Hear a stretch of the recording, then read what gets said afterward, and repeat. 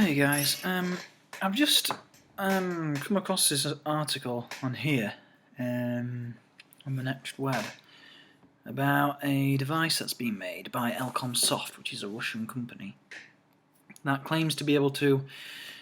This tool is reportedly capable of decrypting BitLocker, PGP, and TrueCrypt disks in real time. Now, when I first saw that, I was just like, holy shit. You know, how the hell do you manage to do that, especially PGP? Because that's AES 128-bit encryption. Turns out it doesn't actually decrypt them per se as a crack. It doesn't crack them or anything. What it does is it does a Coldboot attack, which is basically everything on the disk is encrypted, but to decrypt it, the operating system needs the encryption key, which is stored on the RAM when the machine is turned on and logged in. So this tool just, you plug it into the machine. Well, if it's being turned off, just turned off, or if it's being if it's in hibernation mode or whatever, you plug it in. It reads the RAM and pulls everything off it. Gets hold of the encryption key, saves it, uses it to read everything on the drive, and allows you to decrypt it. So it doesn't crack the encryption key.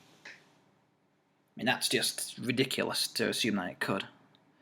That's why I panicked a little bit.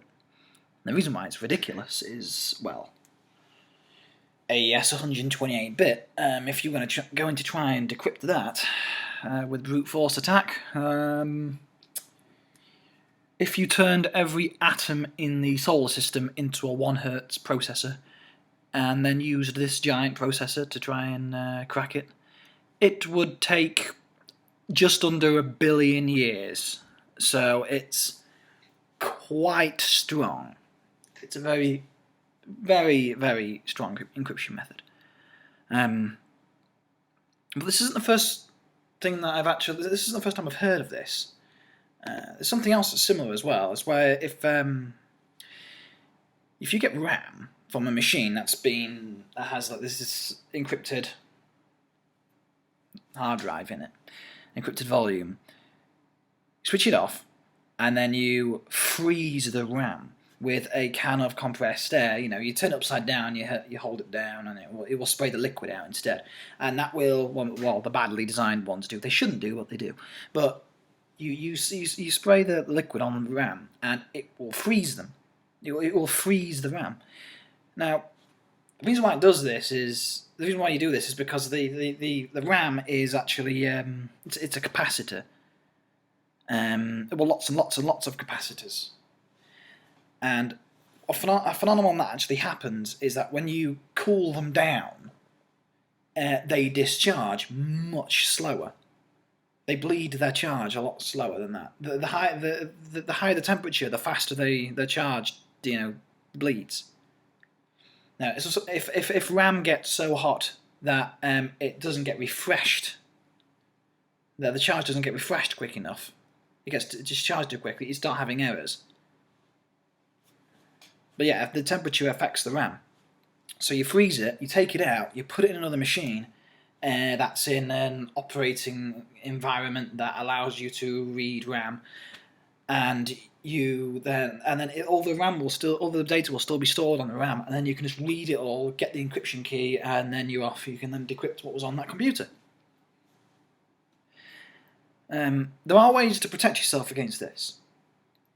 For Windows users, I don't know what you can do. I mean, my main computer is a Windows machine. I know I'm recording most of these on a Mac, but that's just because it's easier. I know I've just probably started an argument off by saying that, but yeah, with Macs, if you have a MacBook Pro Retina display, a MacBook Air, or one of the new 21-inch iMacs, the RAM's actually soldered to the motherboard, well, logic board, as Apple call it, and and they won't be able to do that, but they will be able to use this that little device though. That in theory could still do it. If you have Linux, there's a way by using this. which is it's a Linux kernel patch that basically it takes the encryption key out of the RAM and puts it in the memory of the CPU. So if you take the RAM out, it won't matter because the encryption key isn't there. It's in the CPU. Now, good luck trying to do the same thing with a CPU. So if you've got Linux, you can use Treesaw. With Macs, if you want to try and avoid it, I mean, the simplest solution is just, if you turn your computer off, so if you leave your computer, just to always turn it off and unplug it, and then it will lose its charge. Well, it won't right away. Unplug it, press the power button. Once it's unplugged, it will discharge a lot of what it has currently in its capacitors, but it won't discharge all of it. But it will help. You can do the same thing with PCs.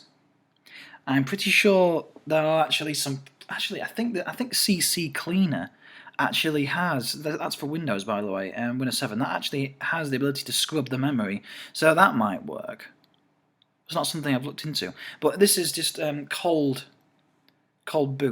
and the fact that this article that's here is very misleading, and it's selling it for $300 for this little device when you can just do it with just put it on a Linux laptop of some kind, get a little dock or something. I don't know. Linux should be able to. You should be able to do it with a Linux program. It shouldn't be too difficult. But yeah.